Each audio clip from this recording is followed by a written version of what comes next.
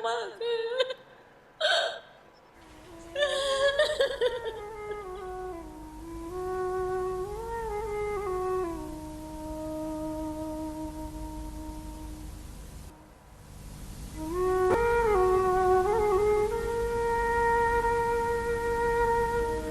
मुंहिंजी धीअ खे मारे मूंखे चईं अॻे ॾींहं ते त अमी मुंहिंजे लाइ मानी ठाहे रख, उमिरि वेंदो कराची, मां हिते तव्हां वटि ईंदसि। मां भाॼी ठाराई, मानी पचाई, शाम जो फ़ोन कईमांसि अम्मा छो न आई? अमी सुभाणे वेंदो मां ईंदमि। अब्बा मुंहिंजो ज़ुल्म करे मारे छॾियईं अब्बा। असांखे अहिड़ा मर्द न खपनि दुनिया में, हूंदा बि त अल्लाह साईं हुनखे मारे वठे हमेशह जे लाइ। मम्मा के बाबा राति खां ॾकु पवणी, राति जे अलाए केतिरे टाइम ते मम्मा खे खिचे खणी वियो पंहिंजे कमरे में ऐं होॾे मम्मा खे पहिरियों गानो हलायईं, पोइ वरी न मम्मा खे हेॾे कुझु शइ सां बेहोश करे हुनखे लेटाए करे गुता ॾिनई ऐं गाना हलायईं जीअं आवाज़ न अचे। असांखे आई आवाज़। छा ॿुधो? मम्मा चए पई बचायो बचायो। असां इंसाफ़ जे लाइ चईंदासीं अल्लाह साईं खां। अल्लाह साईं सभिनी खां वॾो हूंदो आहे।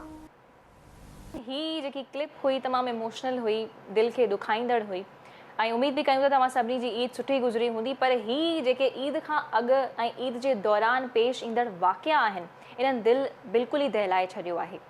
पूरी क़ौम फ्रस्ट्रेशन में मुब्तला आहे, गुस्से में आहे, गुस्सो करे रही आहे त आख़िर ही वाक़िया असांजे मुआशरे मां कॾहिं ख़तमु थींदा। अव्हांखे यादि हूंदो त गुज़िरियल हफ़्ते बि असांजो प्रोग्राम घरेलू तशद्दुद जे वधंदड़ वाक़ियनि ते ई हुयो। असीं जनरली उन में ॻाल्हि ॿोल कईसीं ऐं डोमेस्टिक वायलेंस बिल खे असीं डिस्कस कयोसीं, जंहिंखे कुझु पार्टीज़ ते तहफ़ुज़ात हुया, रिज़र्वेशन्स हुयूं, उन्हनि खे डिस्कस कयोसीं। सो अॼोको ही प्रोग्राम बि असांजे गुज़िरियल प्रोग्राम जो तसलसुल आहे। अॼु शायदि असांजो मौज़ू ॿियो हुजे हा, पर ही जेके वाक़िया वधी रहिया आहिनि असांजे मुआशरे में, जंहिंजी एॾी तेज़ी सां वधी रहिया आहिनि ऐं इन्हनि जो को एंड असांखे नज़र न पियो अचे, कोई सॉल्यूशन नज़र न पियो अचे। सो अॼोके प्रोग्राम में इहो सभु डिस्कस कंदासीं। थोरो डिटेल अव्हांखे ॾींदी हलां त कहिड़ा कहिड़ा वाक़िया पेश आया आहिनि एतिरी तेज़ी सां। कल्ह हिकिड़ो वाक़ियो थियो, हुन खां ॿिए ॾींहं ते वाक़ियो ऐं टे ॾींहं ते वाक़ियो, मतिलबु प्रॉपर हिकिड़ी लाइन लॻी चुकी आहे डोमेस्टिक वायलेंस जे वाक़ियनि जी।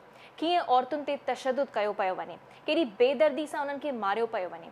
शुरूआति त कयूं कुरतुलैन जे केस खां, जेको असीं अवी ॾिठो हैदराबाद में पेश आयो, तमामु दिलि ॾुखाईंदड़ हुयो। पूरी क़ौम इन केस खे वठी करे ग़मज़दा आहे त कीअं हुनजे घर वारे हुनखे तशद्दुद जो निशानो बणायो, हुनजा ॿार बि हुन शइ जी गवाही ॾेई रहिया आहिनि। ऐं इहो बि चयो पियो वञे हुनजी केस खां बाद में जेकी डिटेल्स आयूं आहिनि त तदफ़ीन खां अॻु में बि हुनजी नोज़ कंटिन्यूअसली ब्लीड करे रही हुई। ऐं ॿिए तरफ़ असीं ॾिसूं त ईद खां हिकु ॾींहुं अॻु में नूर मुक़दम जो पेश ईंदड़ वाक़ियो, हुनजो छा बि बैकग्राउंड हुजे, कंहिंजी बि उहा धीअ हुजे, हिकु न्याणी आहे, हिकु इंसानु आहे, उनखे बि एतिरी जेके फॉर्मर को चेयरपर्सन आहिनि human rights commission of Pakistan जूं ऐं उन सां गॾोगॾु मेंबर आहिनि विमेंस एक्शन फोरम जूं। सो उज़मा साहिबा, बहुत शुक्रिया कि आपने इस अहम इशू पे बात करने के लिए टाइम निकाला। ऐं ॿिए तरफ़ नाज़रीन, असांखे हैदराबाद स्टूडियो में जॉइन कयो आहे मारवी अवान साहिबा, who is very active in these cases, जेके एग्ज़ीक्यूटिव डायरेक्टर आहिनि विमेन प्रोटेक्शन सेंटर सिंध जूं, इन सां गॾोगॾु certified master trainer of gender based violence बि आहिनि। मारवी साहिबा, thank you so much for taking your time out. वरी महिरबानी, तव्हीं बि हिन अहम इशू ते ॻाल्हाइण जे लाइ असांखे टाइम ॾिनो। सो मारवी साहिबा, अव्हांजी इजाज़त खां आउं उज़मा साहिबा खां शुरुआत करणु चाहींदसि। इतने तेज़ी से बढ़ते वाक़यात हैं, इतनी स्पीड से बढ़ रहे हैं, एक दिन में ये वाक़या हमने देखा, दूसरे में हैदराबाद का देखा, तीसरी में आज जो मैंने टंडो जाम का आपके साथ जिक्र किया कि उसने जलाकर राख कर दिया अपनी बीवी को। ये किस किस्म का गुस्सा है मर्द अफराद को औरतों पे? डोमेस्टिक वायलेंस जो है, हमने कभी इस चीज़ की तरफ तवज्जो नहीं दी। हमने इसको हमेशा घरेलू मामला करके दबाते रहे हैं कई सालों से।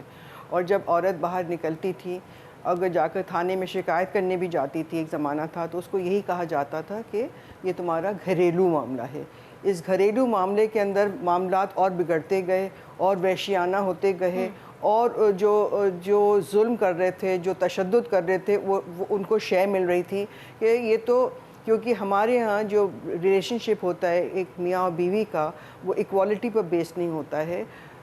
जो हमारे माशरे के अंदर एक पिदरशाही है और एक मैस्कुलिनिटी का जो तस्वर है कि मर्द जो है वो ज़्यादा पावरफुल है और वो उस औरत को कंट्रोल कर सकता है और वो उसकी जायदाद है और वो उसके कहे पर चलेगी, और अगर कभी वो उसने कुछ ज़रा भी इधर से उधर किया बात तो उस मर्द को हक है कि वो उसको मार सके। तो हम 1 या 2 थप्पड़ या 3 थप्पड़ या रोज़ मार हल्का बर्दाश्त करते रहेंगे और कुछ नहीं बोलेंगे, और कानून बनाए हैं लेकिन कानून बने लेकिन इम्प्लीमेंट भी तो हो। इम्प्लीमेंट होना, अगर इम्प्लीमेंट नहीं होंगे तो आगे वाले को और शय मिल रही है। तो आई थिंक ये उसी का है कि हमने औरतों के इश्यूज़ को अहमियत नहीं दी।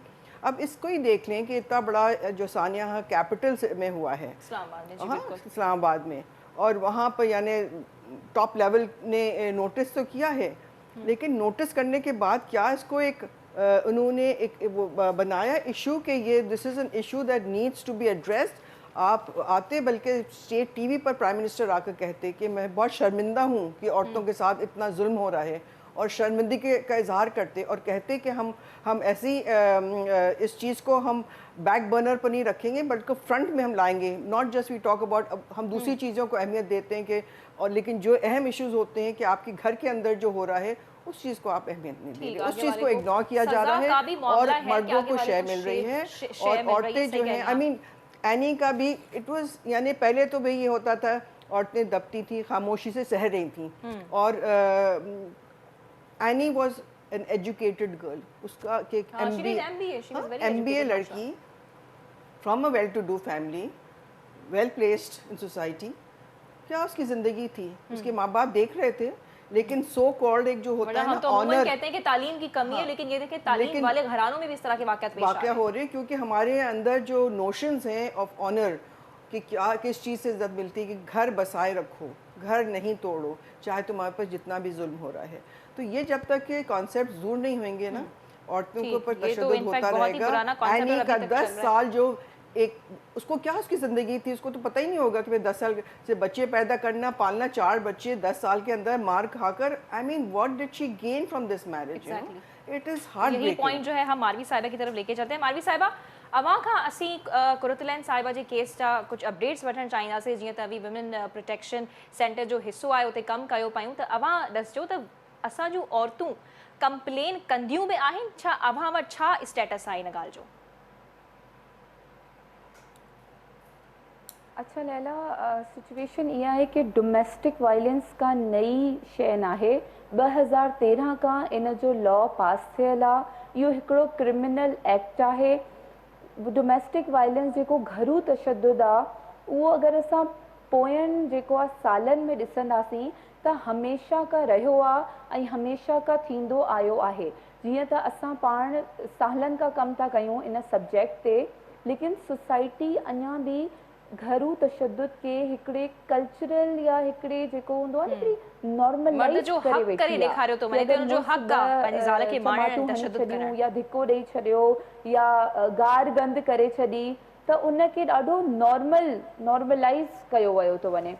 असां हिते कुरतुलैन बलोच जे केस जी स्पेसिफिक ॻाल्हि कंदासीं त कुरतुलैन बलोच जे केस में असां इहो ई ॾिसूं था कि 10 साल शादी के थी विया, 4 मासूम ॿारड़ा हुया, तशद्दुद बर्दाश्त करे पई ऐं मुंहिंजी हुनजी फैमिली सां ॻाल्हि ॿोल थी आहे।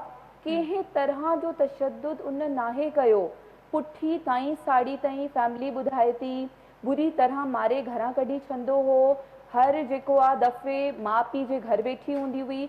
इहो जेको सवाल सॼो पाकिस्तान हर माण्हू करे थो कि माउ पीउ सपोर्ट छो न कई, इन जो जवाब बि सॼे इन मुआशरे वटि ई आहे। जेको मुआशरो विक्टिम ब्लेमिंग कंदो आहे, मुआशरो ब्लेम कंदो आहे औरत खे जॾहिं हू सेपरेट थी थिए, तलाक थी वठे, मुआशरो ब्लेम कंदो आहे औरत खे कि हुन ॿारनि खां पीउ खसे छॾियो। इहा ई शइ फैमिली भी जी मारवी साहिबा मज़ीद अवां सां डिस्कस कंदासीं। असां सां टेलीफोन लाइन ते शैला रज़ा साहिबा बि मौजूद आहिनि, उन्हनि खां बि पुछूं पिया त हुकूमती लेवल ते छा ज़िम्मेदारी अचे पई ऐं उहे इन्हनि केसिस खे कहिड़ी नौयत सां ॾिसनि पियूं। अस्सलाम वालेकुम शैला साहिबा। वालेकुम अस्सलाम। बहुत शुक्रिया कि आपने इस अहम इशू पे बात करने के लिए टाइम निकाला। शैला साहिबा, बढ़ते हुए घरेलू तशद्दुद के वाक़यात में इतनी तेज़ी, हुकूमती लेवल पे क्या जिम्मेदारियाँ आती हैं? बहुत शुक्रिया। सबसे पहले तो आपने मुझे इस प्रोग्राम में शामिल किया। देखिए, हुकूमत से भी पहले जो जिम्मेदारी है वो अतराफ के लोगों की है कि किसी तरह हमें मुत्तला किया जाए सही कि जनाब इधर तशद्दुद हो रहा है। हैदराबाद में हमारा जो है कंप्लेंट सेल मौजूद है, मटियारी में मौजूद है, मीरपुर खास में मौजूद है, जाम शोरों में भी।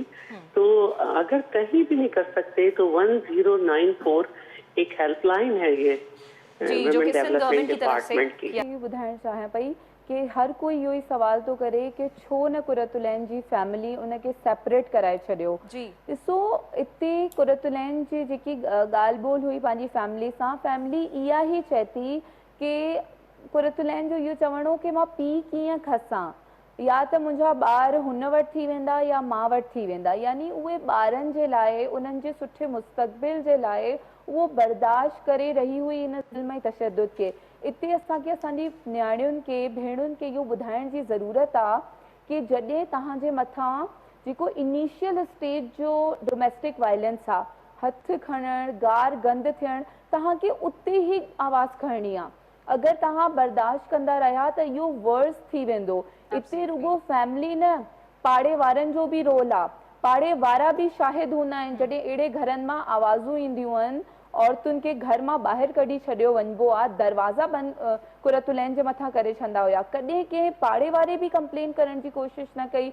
इते सिर्फ़ु पाड़ो न, वरी असां अचूं था मैकेनिज़म्स जी तरफ़, जिते मैडम शैला रज़ा बि ॾाढे सुठे नमूने ॿुधाए वियूं आहिनि जंहिं तरह जा मैकेनिज़म्स मौजूदु आहिनि। जेको असांजो सॼो कमु आहे लैला, उहो पुलिस सां गॾु आहे। ऐं पुलिस जेको क्राइम आहे, क्राइम अगेंस्ट वुमेन, उनखे डील करण लाइ मौजूदु आहे, लेकिन सेंसिटाइज़ेशन जो मसइलो आहे। उन जे लाइ कमु कयूं पिया, ट्रेनिंग्स करायूं पिया, जेके वुमेन प्रोटेक्शन सेल्स हिकिड़ी औरत जे लाइ जॻह क्रिएट कई आहे, उन में जेको स्टाफ आहे उनखे ट्रेन कयूं पिया। इन वक़्तु अगरि असां पुलिस ऑफिसर्स जी ॻाल्हि कंदासीं, DIG Hyderabad, SSP Hyderabad, ASPs Hyderabad, इहे सभु कुरतुलैन जी फैमिली सां उन्हनि इन मामले में सपोर्ट कई कि सिर्फ़ FIR कटजण लैला इज़ नॉट इनफ, लेकिन उन में सही कलम लॻण इनफ आहे। उन जॾहिं उहो अॻियां इहो केस असांजो कोर्टनि जी तरफ़ वञे थो, छो असां उनखे परस्यू नथा करे सघूं? We have to keep asking justice, we have to keep watching के किथे कोर्टनि में असांजी नियाणियुनि सां, भेणुनि सां का नाजाइज़ी न थिए। छा उते जेके जज हज़रात या वकिला हज़रात मौजूद आहिनि, उहे सेंसिटाइज़ आहिनि? वेलकम बैक नाज़रीन। जीअं त असांजो पहिरियों पार्ट डोमेस्टिक वायलेंस जे मथां आयो त जेके वधंदड़ डोमेस्टिक वायलेंस घरेलू तशद्दुद जा वाक़िया आहिनि, उन्हनि ते असीं डिफरेंट गेस्ट खां मौक़िफ़ वठण जी कोशिशि कईसीं। विमेन डेवलपमेंट मिनिस्टर बि असां सां गॾु। ऐं जीअं त ब्रेक खां अॻु में आऊं चयो त अवां सां उन्हनि न्याणियुनि जी मुलाक़ात कराईंदासीं जेके तालीम जे मैदान में अॻिते आहिनि। ऐं ख़ूबसूरती सुठी ॻाल्हि इहा आहे त उहे सिंधी आहिनि ऐं डिफरेंट असांजे सिंध खां तालुक़ रखनि थियूं। हिन वक़्तु तव्हांजी मुलाक़ात आऊं कराइण वारी आहियां अक्सा मजीद मेमण सां, जेकी one of the youngest ACCA affiliates आहिनि, जिन्हनि 18 सालनि जी उमिरि में ACCA क्वालिफाई करे छॾियो ऐं हाणे उहे तमामु सुठे फर्म में कमु करे रहियूं आहिनि, जेके दुनिया जे 4 वॾनि फर्म्स में जंहिंजो शुमार थींदो आहे। सो वेलकम अक्सा मजीद साहिबा, कंग्रेचुलेशंस त तव्हां एतिरी नंढी उमिरि में ACCA क्वालिफाई कई। अच्छा, हूअं अमूमन इहो थींदो न आहे त नंढी उमिरि में न करे सघंदा आहिनि छा माण्हू? छो जो तक़रीबन ॿार इंटर खां पोइ स्टार्ट कंदा आहिनि। अच्छा, इंटर खां पोइ स्टार्ट कंदा आहिनि। मूंखे इन जो एडवांटेज थियो त मूं मैट्रिक खां पोइ स्टार्ट मैट्रिक खां पोइ की अवांजी तरफ़ बिल्कुलु असीं गुफ़्तगू खे जारी रखंदासीं। अच्छा, ॿी तरफ़ राज़ीन असांखे जॉइन कयो आहे लंडन मां, पुलिस ऑफिसर आहिनि, लाड़काना खां तालुक़ रखनि थियूं। हू नंढे हूंदे लंडन शिफ्ट थी वियूं हुयूं, उते पंहिंजो कमकार कीअं हलाइनि पियूं, कीअं तालीम हासिलु कनि थियूं ऐं उन्हनि तालीम जेका हासिलु कई आहे त उनजे ज़रिए हू उते पुलिस ऑफिसर आहिनि।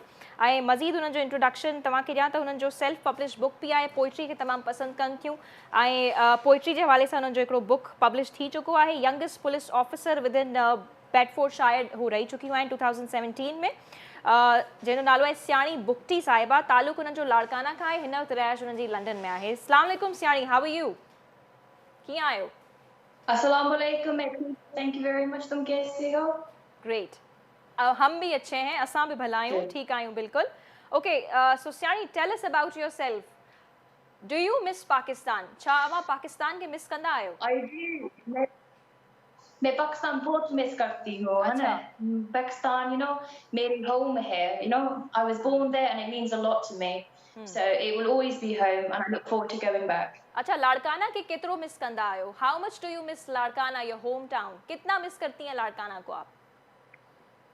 बहुत बहुत मिस करती हूँ क्योंकि मेरी नानी मेरी वो बहुत मेरी फैमिली पाकिस्तान में है, लाड़काना में वो कनेक्शन है, सो हम यू नो बहुत मिस करते हैं। अच्छा, ईद कैसी रही आपकी वहाँ पे? अवां जी ईद की रही लंदन में? हाउ वाज योर ईद जी इन लंदन में लंदन? ईद की बहुत गर्मी थी, हमने बारबेक्यू किया, बहुत अच्छा थी। You have such a sweet accent.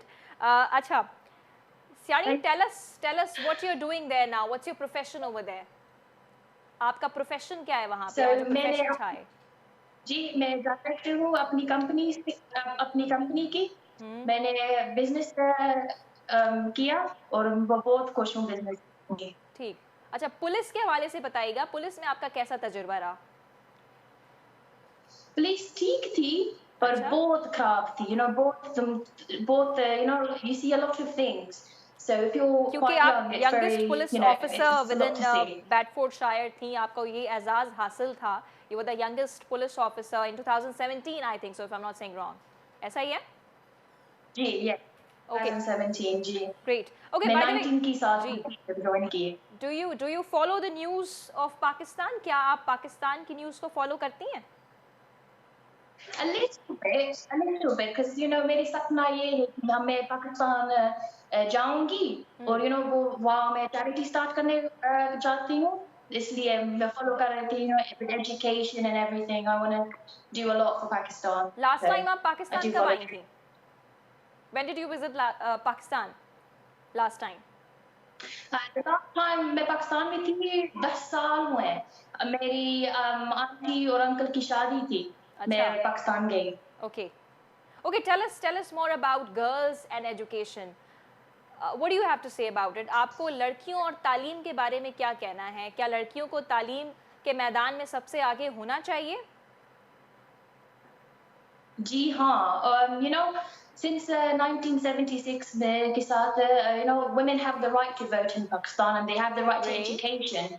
So why are they not going to education? It's because you know, औरत you know culture की difference है, religious problems है, you know, gender equality नहीं है और equality भी है. So I think once we fix these things, we will be able to do, you know, go further and do a lot of things. You have a And I wonderful think it's very vision. बहुत important अच्छा vision है that we आपका treat our Pakistan women को like we लेकर। treat our men and we give them the same rights.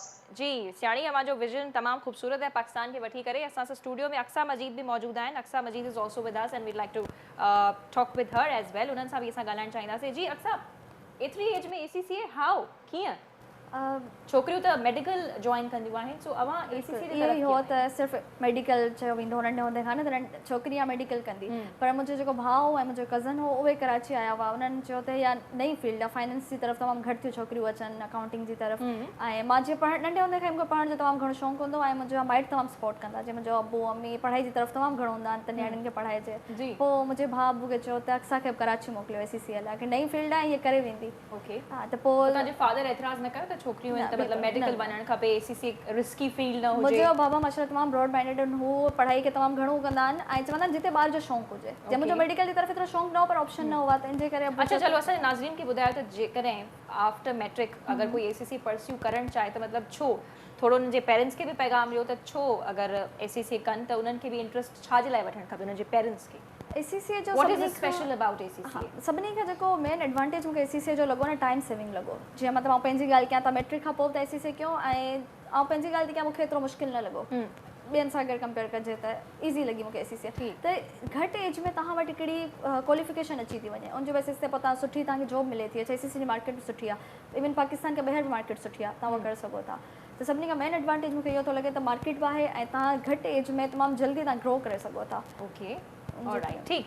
Siyani, सो हम जो है वो अक्सर से बात कर रहे थे कि उन्होंने इतनी कम एज में at the age of 18 years ACCA कैसे क्वालिफाई किया।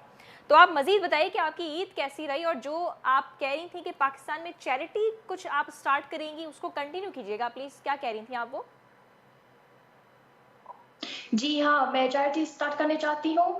क्यों? किस लिए? क्या मकसद है आपका? जो लोग हैं जो लाइक पानी नहीं है, घर नहीं है, स्कूल नहीं जा सकते हैं, मैं उसकी हेल्प करने चाहती हूँ। मैं अपनी स्कूल खोलना चाहती हूँ, और हर बच्चे को, लड़का हो लड़की हो, whatever house they're from, I want to help people and I want to give them the best education that Great. I can. ठीक है, और जो आपने बलोची लिबास पहना हुआ है, the Balochi dress that you are wearing looks absolutely pretty on you, आप बहुत अच्छी लग रही हैं। इससे दरअसल इट्स अ प्रूफ कि आप पाकिस्तान को वाकई में मिस करती हैं। जी, we can see your dress, it's wonderful. Okay, ठीक है। अच्छा, पाकिस्तानियों को क्या मैसेज देना चाहेंगी आप? पाकिस्तानी अवाम के छा मैसेज ॾियण पिया चाहियो Siyani? What message? Yes, what message would you like to give to Pakistanis?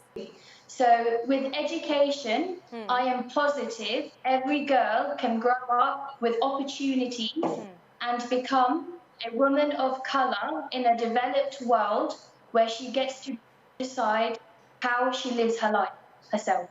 जी, तालीम और पॉजिटिविटी के साथ वो मैदान में आगे तक जा सकती हैं, एक सक्सेसफुल कैरियर बना सकती हैं। Thank you so much Siyani for taking your time out. Thanks a lot. बहुत शुक्रिया कि आपने हमें वक्त दिया, वरी मेहरबानी।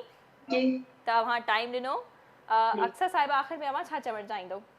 मां इहो चवंदसि त औरतुनि जी तालीम तमामु ज़रूरी आहे। सिर्फ़ु इन लाइ असांजे आउं जेको ॾिसां थी त असांजी नेशन इलाही ग़लति बि वञे। इन जो मक़सदु शायदि मूंखे लॻे थो इन जो रीज़न इहो ई आहे त औरत पढ़े नथी, छो त मर्द पढ़े थो उहो त ॿाहिरि कमाए थो, आख़िर में जेका तरबियत करे थी उहा माउ करे थी, त उन माउ जो तालीम याफ़्ता हुजणु तमामु ज़रूरी आहे त जीअं उहा तरबियत सुठी करे औलाद जी, ऐं ईअं असांजी नेशन, असांजी जनरेशन तमामु सुठी थी सघे। ज़बरदस्त, वरी महिरबानी तव्हीं टाइम करियो असांजे लाइ स्टूडियो में अची करे हाज़िर थियो, वॾी महिरबानी। नाज़रीन, न्याणियुनि खे जेकॾहिं फुल सपोर्ट ॾिजे त उहो छा छा न पियूं करे सघनि। जेकॾहिं उते तशद्दुद जा वाक़िया, जीअं असीं प्रोग्राम जी शुरूआत में ॻाल्हि कईसीं, ज़ुल्म कंदव त उहो पंहिंजी जान गवाए वठंदियूं। ऐं न्याणियुनि जेके बि औरतूं आहिनि, अगरि हिन वक़्तु तशद्दुद बर्दाश्त कंदियूं त प्लीज़ तशद्दुद बर्दाश्त करणु बंदि कयो। ऐं जेके कंप्लेन नंबर्स प्रोग्राम जी शुरूआत में मूंखे ॿुधाया, उन्हनि ते अमीं कॉल करे सघो पिया। ऐं फुल सपोर्ट फैमिली जी आहे। मर्द हज़रात जेकॾहिं ॾिसो सुठा मर्द बि आहिनि, पंहिंजी न्याणियुनि खे बाक़ाइदा सपोर्ट कनि पिया, तालीम जे मैदान में उहे अॻिते आहिनि। ऐं जेके न्याणियूं तालीम जे मैदान में अॻिते आहिनि, उनजे लाइ खोड़ सारा सुनहरी वाक़िया बि मौजूदु आहिनि। सो उमेदु आहे तव्हांखे जो प्रोग्राम पसंदि आयो हूंदो। पंहिंजो फीडबैक ॾियणु असांखे न विसारींदा। तेसिताईं ईंदा लैलन सां इजाज़त। अल्लाह हाफ़िज़।